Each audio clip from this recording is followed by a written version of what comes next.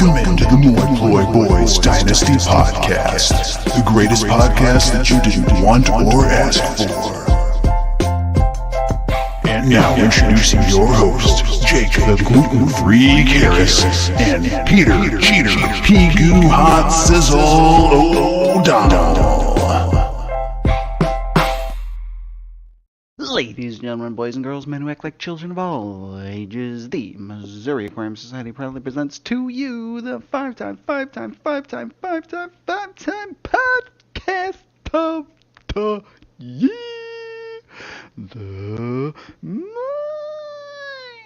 Boy. It's your boy, Jake, the Gluten-Free Karras. We're going to talk about Tom Brady's retirement and how that could potentially shake up the NFL. So, there are currently 9 teams that desperately need a quarterback in no particular order. They are Atlanta, Carolina, Houston, Indy, Vegas, New Orleans, Jets, Tampa Bay, Washington. I only include Las Vegas because they've basically already booted Derek Carr out of town. They were even talking about it in the Pro Bowl. All right, somehow Derek Carr made the Pro Bowl. That's a disgrace. All right. There are several quarterbacks that are going to be moving teams, and Tom Brady's vacancy opens up a hole for a quarterback that would not otherwise get a chance to start in the NFL. Quarterbacks that are moving teams. Derek Carr will be filling a vacancy. Aaron Rodgers could potentially be filling a vacancy. And if he does so, it's not like a one-for-one trade with Derek Carr where like he's moving to a team that needs a quarterback, but also leaving a vacancy behind. Aaron Rodgers is actually going to, if he changes teams, fill a vacancy and not leave a void behind because they're going to give Jordan Love a chance. Sam Darnold, Carson Wentz, Jameis Winston, Jimmy Garoppolo, Zach Wilson, Lamar Jackson, Andy Dalton, and I even included Mike White. There's also going to be 4 quarterbacks potentially drafted in the first round. They are Bryce Young, C.J. Stroud, Will Levis, Will Levis, pronounced his name wrong there for a second, and Anthony Richardson potentially. I think Anthony Richardson is the least likely to get drafted as he is kind of comps to Malik Willis as far as like has throwing mechanic issues, has a hard time reading the field, but can run. It's like Malik Willis. Check. Malik Willis didn't get taken to the 3rd round. Now, the difference is Anthony Richardson played against elite competition. Malik Willis did not. All right. Let's get into talking about some of these QBs and what's going to happen. I believe that if 4 quarterbacks are taken, they will most likely be taken by, if no one trades up, big if, Carolina, Houston, Indy, and Vegas, because those draft spots are the 2 spot for Houston. So Carolina, Houston, Indy, Vegas. Houston's got the 2, Indy has the 4, Vegas has the 7, and Carolina has the 9 in the NFL draft. So, that would leave, if 4 quarterbacks get addressed by the draft, that doesn't necessarily mean that 4 quarterbacks, all 4 of those quarterbacks will be starting day 1.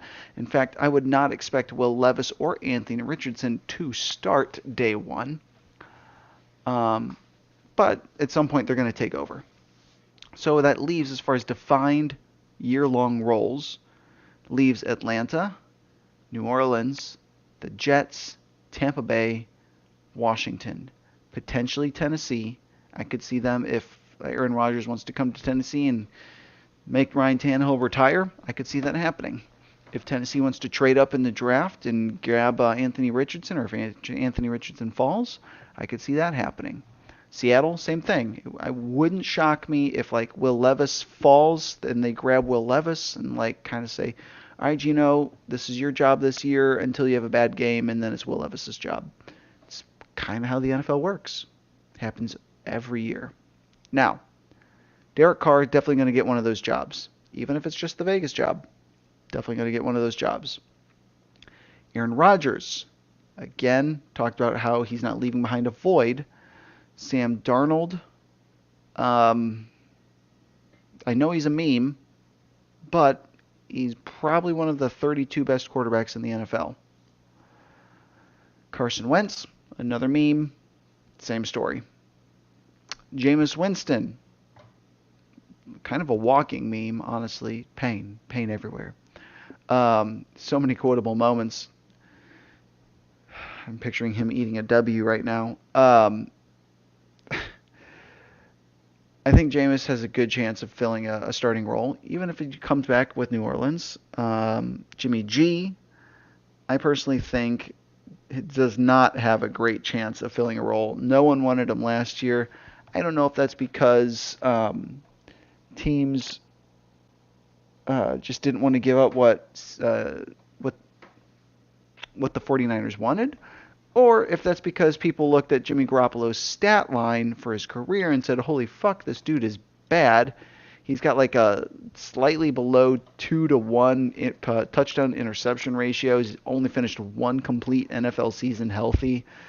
And like if I need they call him a game manager, but like if I need someone who manages to only throw for 180 yards, 2 touchdowns, 1 pick, or better yet, 1 touchdown, 1 pick is more often his stat line. And the next game he goes 1 touchdown, no picks. Next game 1 touchdown, 1 pick, 1 touchdown, no picks, 1 touchdown, 1 pick, all for 180 yards every single fucking game. He's your man. But no NFL team wants that. He doesn't have a hidden upside. He don't. He just came from like one of the best situations. He's just playing. He didn't have like a couple years off to like develop secretly like Geno Smith did out of nowhere. We know what Jimmy G is. He ain't good. Is he bad? Yeah, he's probably like the 32nd best starting quarterback in the NFL. Like, Brock Purdy performed significantly better than Jimmy G. And Brock Purdy was the last pick of the NFL draft. I will hard pass on Jimmy G. Miss me with that mediocre bullshit. You like my lovely trash can in the background? That holds our dog food. The babies like to push it, and so they've pushed it out from the corner into the middle of the... Yeah, anyways. So then, like, Lamar Jackson, if he leaves his team, I think it's one of those where he's creating a void, because if he leaves, he opens a hole in Baltimore. So I don't really see his thing as affecting the overall number of spots. Zach Wilson, there's already a vacancy. So if he goes to a team, all he's doing is filling the vacancy. That, like, even if he stays with the Jets still need a starting quarterback. So all Zach Wilson could do is fill a void, like Sam Darnold style. And then Andy Dalton and Mike White. I don't think Mike White is a serious contender for a starting job in the NFL. I believe he is a plus backup that teams are going to want to pay a couple $1 million, because he can come in and potentially win a game for you when your starter goes down. I would love to see him end up in Kansas City. I think that would be hype. All right.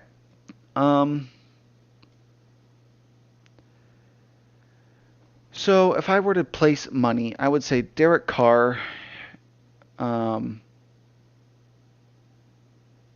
There's a very good chance Aaron Rodgers. And then it really comes down to like Sam Darnold, Carson Wentz, Jameis Winston, Jimmy G. And there's 1, 2, 3, 4, 5 openings of teams that really need a quarterback. Derek Carr fills one. So let's say Rodgers fills a second. I think Darnold could have a job, Wentz could have a job, and Jameis Winston could have a job. Or teams could finally realize that you're actually worse off getting one of these quarterbacks that's just good enough, because they're going to win a couple games, whereas if you let a guy like Taylor Heineke start for you, you're going to lose more games than you would otherwise win. You get a better draft pick. Now, okay, that's kind of being unfair, because Washington was in the hunt for the playoffs for a long time. But I'm guessing that if Wentz was the quarterback, yeah, he has those like really dumb fuck games where he just straight up throws 0 touchdowns, 3 picks. But you look at Wentz's, like, you go ahead and just check out his stats. Carson Wentz, we'll look it up. Carson Wentz. Um, had a fine rookie year, 3,700 yards.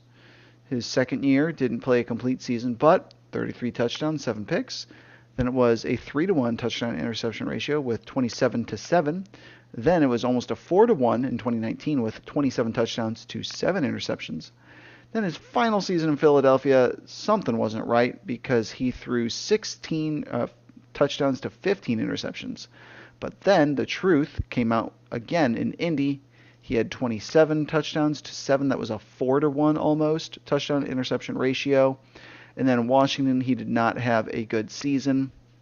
He also was injured often and then eventually just got benched, I believe, because the Commanders were trying to tank the team, but Taylor Heineke didn't really want to do that. But Taylor Heineke wasn't good either. He only had a 2-to-1 touchdown interception ratio and very bad yards per game, frankly.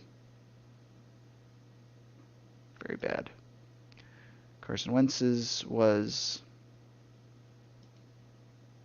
pretty comparable, but they both had bad years. But I think personally, Carson Wentz had one bad year in Philly, and then had 3 really good years. Honestly, he was kind of a meme in Indy, but he had a good year. 27 touchdowns, only 7 picks. That's a good fucking year. I think the biggest problem with Carson Wentz is that people know what he isn't. He isn't a franchise guy. He isn't a guy that's going to carry you through the playoffs.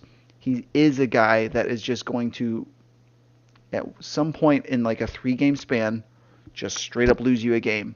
In order to get through the playoffs, you need to win at least 3 games. Therefore, Carson Wentz basically can't ever win you a title. So I think the guys on the fringe really are Sam Darnold, Carson Wentz, Jameis Winston, Jimmy G. I don't think anyone's clamoring for Zach Wilson yet. I think they're going to just kind of try and grab him for cheap in the last year of his rookie deal vis-a-vis Sam Darnold and probably trade like a 3rd or a 4th rounder for him and then just see if they can fix him. I don't think they can. I think the dude is trash. He's fucked up between the ears at this point because the Jets are so bad. But yeah. Yeah, so I really think those 4 guys are going to get starting jobs next year. They don't have one now, but I think they will next year. I've rambled enough. I love the sound of my own voice. Eddie, hope you had fun. If you need an extra quarterback, Sam Darnold, Carson Wentz, Jameis Winston, Jimmy G. Now, do I think that you should? Do I think this is a time to buy these guys? Absolutely not, because I don't think their price goes up all that dramatically once they're declared a starter somewhere. Because I feel like everyone knows those guys are on a short leash. They could lose their starting job at any moment. So, like, no. I don't think the value really goes up once they're declared a starter. I think you could probably get a guy like Jimmy G for like a 3rd. An early 3rd maybe, but a 3rd. And I think a 2nd round pick is an insta accept for any of those owners. I would slam dunk a 2nd round pick for Darnold. I don't care what year. 2026. Fine. Wentz.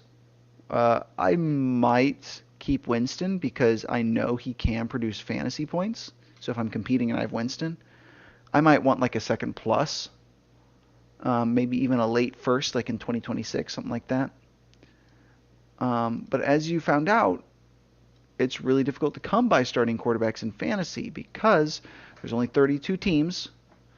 Each team really needs like 3 starting quarterbacks in order to compete. There's only 32 teams. That means each team is going to have 3 quarterbacks on average.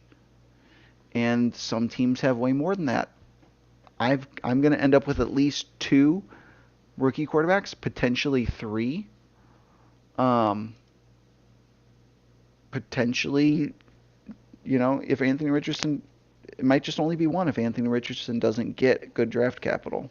I'm not going to be interested in him. It'll be like another Malik Willis. Anyways, I just like to talk about fantasy football. If you guys want to come on and make a cast with me and talk about fantasy football with me. I like that a lot. All right, that's it. I gotta go shave my face and go to bed. Good night.